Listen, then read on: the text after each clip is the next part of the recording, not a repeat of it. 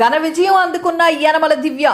కాకినాడ జిల్లా తుని నియోజకవర్గంలో తుని నియోజకవర్గ అభ్యర్థి యనమల దివ్య రాజా హ్యాట్రిక్ కు అడ్డుకట్ట వేసింది.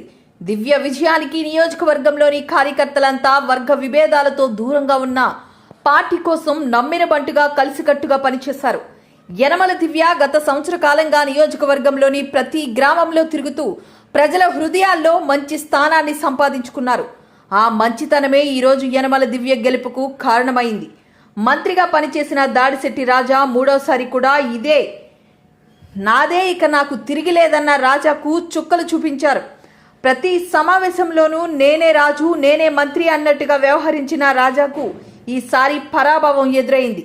యనమల దివ్య గెలుపుతో నియోజకవర్గంలోని వాడవాడలో ప్రతి గ్రామంలో అంబరాలంటిన సంబరాలు చేసుకున్నారు.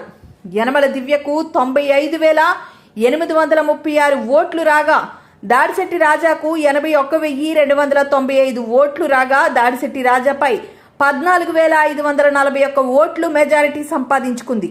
ఇరు పార్టీల అభ్యర్థులిద్దరూ మొదటి నుంచి గెలుపు మాదేనంటూ ధీమం వ్యక్తం చేసిన